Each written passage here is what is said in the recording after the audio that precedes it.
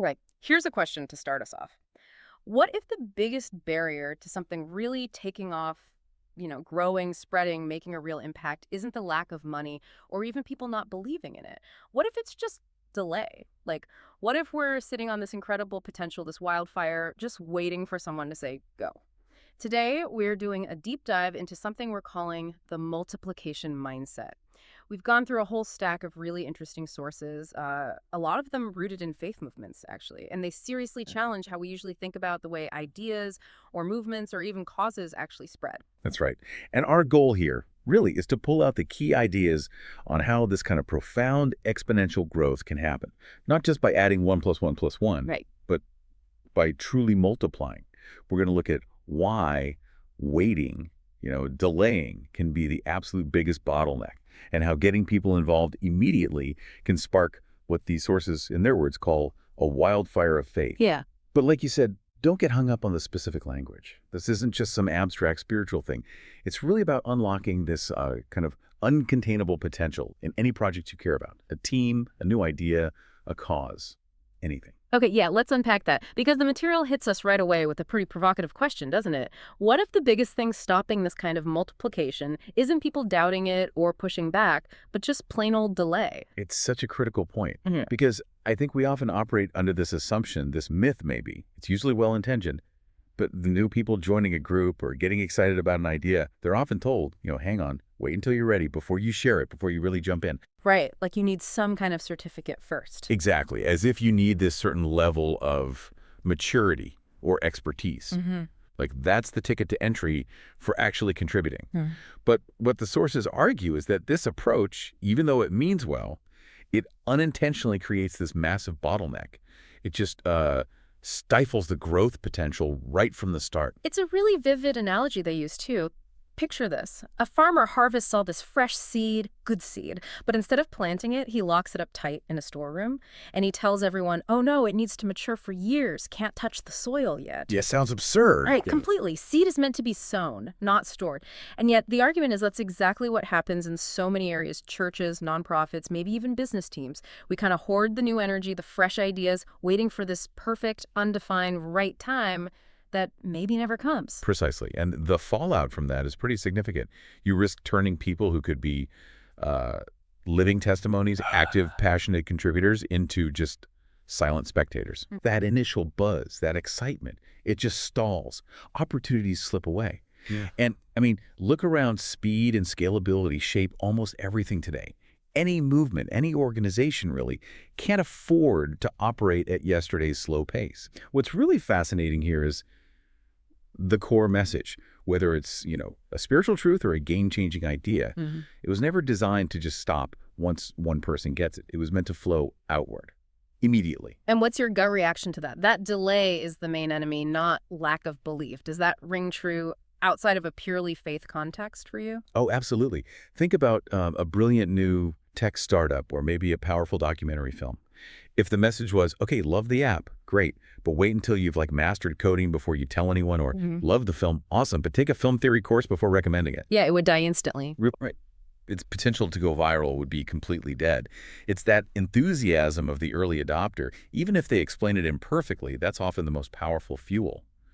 It really highlights how our systems, often designed for control and making sure everything's right, can accidentally squash the very organic exponential growth we actually want. That's a great point. It really makes you question who we think is qualified to carry an idea forward. Which brings us nicely to the next bit. If delay is the enemy, then what exactly is this powerful seed we're talking about? And why is it supposedly uncontainable? Well, the sources are pretty specific here. In their context, the seed is the core message, what they call the Word of God, the gospel. But the deeper insight for anyone, I think, is that it represents any idea or truth that has inherent power. It's not just passive information. It carries, and this is a great phrase, divine DNA. It's not just a metaphor. It's conveying that the message itself, or any truly transformative concept, has this built-in ability to grow, to reproduce, to make an impact, almost regardless of how perfect the messenger is, or even how receptive the initial environment seems. There's this ancient text they often quote, Isaiah 55, which makes a point that resonates universally. Just like rain makes things grow, a truly potent message, once it's out there, is designed to achieve something. It doesn't just vanish. Think about a major scientific breakthrough or a really compelling call for social justice. Once it's released, it often takes on a life of its own, doesn't it? So the seed itself is kind of alive, designed to grow, Yeah, which immediately makes me think of that famous story Jesus told, the parable of the sower. it's exactly. That parable, you find it in Matthew, Mark, and Luke, is really foundational in these sources. The seed is the word, or, the core idea. And the soil, that's the human heart or the environment it lands in. Jesus talks about 4 kinds of soil. The path, it's like hardened hearts, totally unreceptive; rocky ground where there's initial enthusiasm but no depth, so it fades fast; Right. thorny ground where life's distractions and worries just choke out the growth. And then finally, there's the good soil. And this is the key for multiplication. Only the good soil produces that exponential return, 30, 60, even 100 times what was sown. It's not about forcing growth everywhere, but understanding where the conditions are right for that kind of explosive multiplication. And that's the paradox, isn't it? Every seed holds that paradox. It looks tiny, fragile, maybe even insignificant. You could hold a handful and barely notice. Yet hidden inside is this massive exponential potential. A single seed in the right place can lead to a harvest that feeds thousands and produces countless more seeds. It's like a tiny powerhouse, a biological explosion waiting to happen. It reminds me of how just one idea sometimes can spark a whole global movement. And that core idea, inherent exponential multiplication. It's something the sources show isn't just like a New Testament concept. It's a pattern you see woven throughout many ancient texts and frankly throughout nature. It's right there in Genesis 1, the command to be fruitful and multiply. You see it with figures like Abraham, called in Genesis 12 to become this blessing to nations through his descendants. That's exponential influence baked in. And you definitely see it in the stories of the early church, like in Acts, where a small group just explodes into thousands very quickly.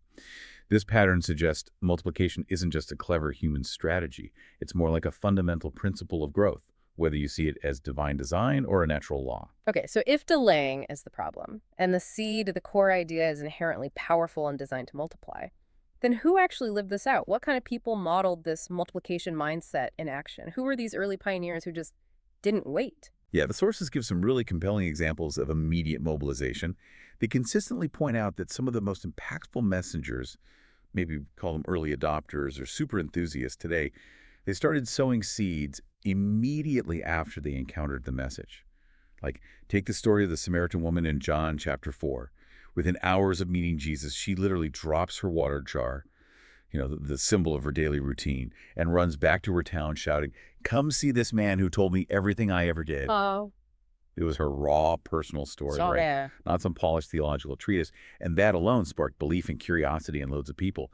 She became an instant, unscripted evangelist for her own experience. It's amazing how fast she acted, isn't it? Almost recklessly fast from a cautious perspective. And yeah, like you said, with zero formal training. Exactly. And then there's the story of the Gerasene demoniac in Mark 5. This guy, after being freed and totally transformed by Jesus, he begs to join Jesus' traveling group. But Jesus specifically tells him, no, go home. Tell your own people what God has done for you. And his immediate personal witness apparently spread like wildfire across the whole Decapolis region, this 10 cities. It was instant sowing right back into his own network, his own community. Mm-hmm. And maybe the most powerful example is in Acts chapter 8. When persecution hits and scatters the early believers, what happens? It says, those who'd been scattered preached the word wherever they went. These weren't the apostles, the main leaders. These were just ordinary folks carrying this uncontainable seed wherever life forced them to go. What looked like a total disaster persecution actually ended up fueling exponential growth. That's fascinating. It really pushes back against our modern ideas about what readiness even means or what kind of expertise you need to share something important. For me, it makes me think about some viral social media things, right? Sometimes it starts with just one person's really raw, authentic post that just connects, even if it's not perfectly produced or edited. You've absolutely nailed the crucial thread running through all these stories: the absence of prolonged preparation. None of these people had formal training. None waited until they felt qualified. Their impact came from their immediate obedience, their genuine enthusiasm, not from being experts. This directly tackles what the sources call the myth of the ready disciple, or maybe we could say the myth of the perfectly prepared contributor. It argues that readiness isn't something you achieve before you act. Readiness is something you discover while you're acting. In the going, not the waiting. The power is in the seed. It doesn't depend on the sower being flawless. just on the sowing happening. That's a really strong point about obedience, or maybe just action over expertise. But, I mean, someone might push back and say, isn't some level of understanding important, to avoid misrepresenting a complex idea or message? Do the sources talk about that tension or offer any kind of guardrails? That's a really fair and important question. And yes, the sources definitely don't advocate for ignorance or shallow understanding. The goal isn't to avoid preparation altogether.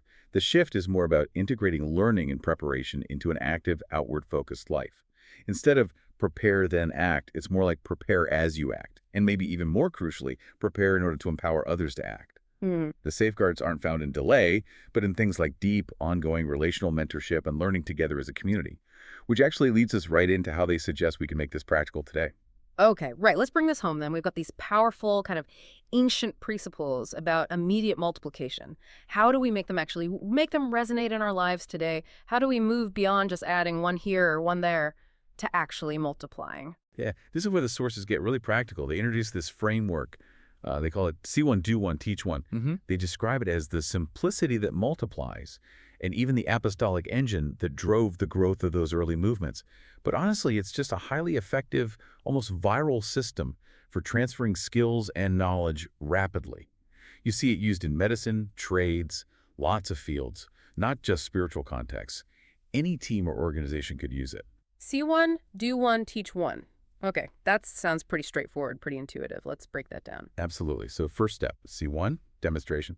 This is simply learning by watching someone else do it. The sources point out, for example, how Jesus just invited his core group to watch him interact with people, teach, heal. They saw it happen live. In a business context, the manager might say, okay, watch how I handle this tricky client call. Or in a community project, observe how we run this first meeting. It's about mentors living it out visibly, showing the way, letting others absorb it through direct experience. Okay, so it's not just hearing about it, it's actually seeing it in action. Got it. Then what's next? Then comes do one, participation.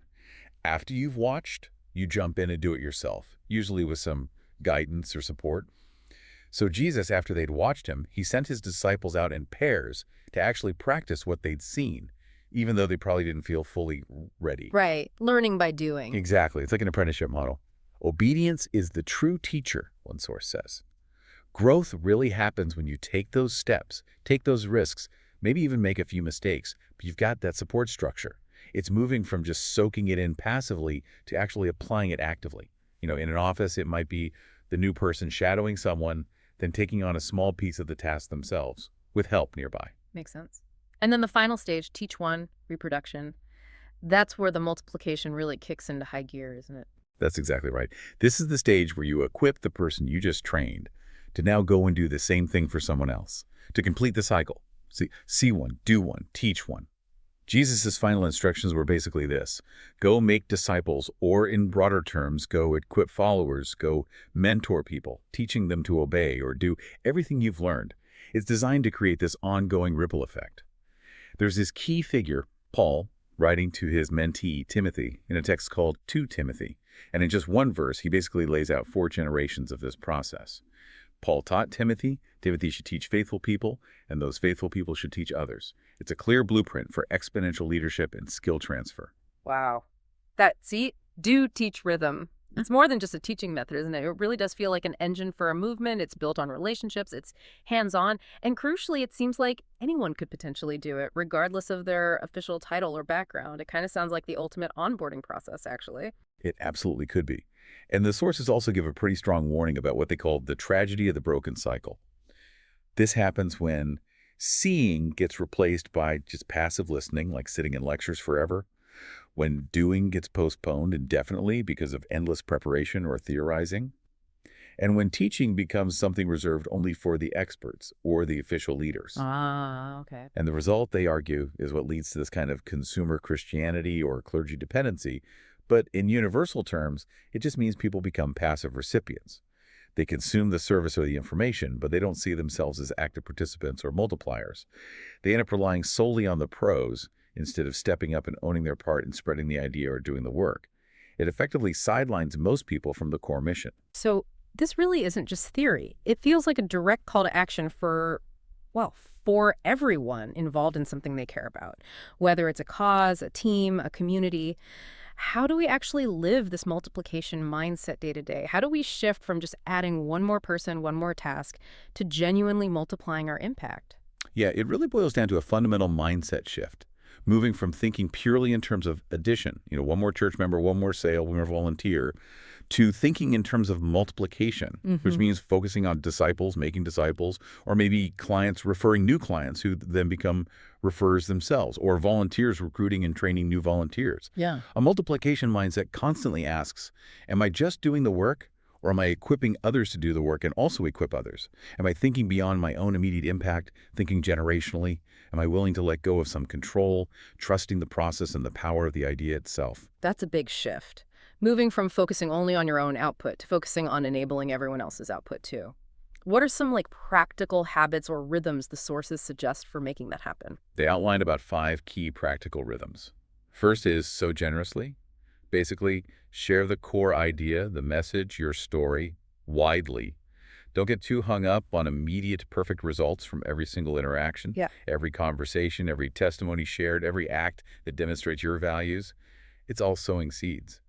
Second, invest deeply. It's not just about scattering seed everywhere. You also need to walk alongside people, nurture their growth, provide mentorship, accountability. Good soil, whether that's a person growing or a new initiative getting started, needs consistent care to really thrive. Right, so it's both broad and deep, not just one or the other. Exactly. Third, equip faithfully. Don't just teach people what to believe or what the benefits are. Teach them how to replicate the process themselves. Give them a kind of sower's toolkit. Mm. This could be simple things like a framework for sharing their own experience, a few key principles or scriptures to remember, maybe some practical tips for conversations, or even tools for spiritual or mental readiness, things they can easily pass on. Okay. Fourth, pray persistently. Or, if prayer isn't your framework, maybe it's about cultivating deep hope and intention. Acknowledge that real transformation, real exponential growth, often involves factors beyond just human effort or strategy.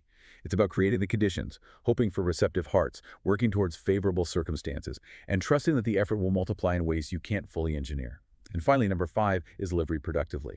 Basically, be the example.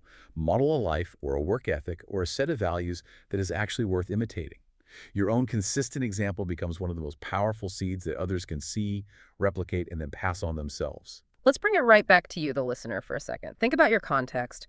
What would actually happen if you stopped assuming that new team members or new volunteers or new believers needed months of training before they could contribute meaningfully?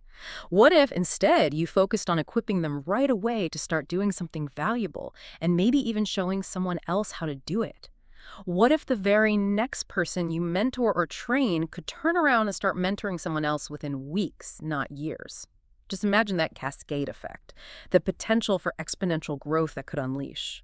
It's kind of staggering. And it definitely raises a crucial question for all of us in whatever field we're in. How do we really measure success? Is it just about the head count at the meeting, or the score on the knowledge test, Yeah. or individual performance metrics? Mhm. Or is it about generational fruit? Is it about the number of people they equip who then go on to equip more people? That, according to these sources, is the true bottom line metric of multiplication. That's the sign of real self-sustaining growth. So, we've been a deep dive today into this multiplication mindset, and we've uncovered, I think, a really powerful truth this incredible potential that's locked up in immediate, reproducible action. Action that can transform slow, additive growth into an unstoppable movement, echoing these fundamental principles of life and growth that seem baked into creation itself. Yeah, and just remember that core idea. The seed, whether it's the gospel or a groundbreaking idea or a core value, it's inherently powerful. It's designed to be uncontainable. It's ready by its very nature. It's meant to be scattered, meant to be shared, not locked away in storage. So maybe here's a final thought for you to mull over this week. The seed that you carry, your idea, your experience, your passion, it might seem small right now. Your own influence might feel limited. But when we really embrace this multiplication mindset, trusting the process, well, a single seed can eventually become a forest. A single person mentored can spark a movement. A single act of faith or conviction can be the very start of exponential growth. The question then really isn't whether we have seed to sow. I think the sources would argue we all do ideas, experiences, potential. The real question is, will we plant it? Will we nurture it? And will we trust the incredible built-in power of multiplication for the harvest?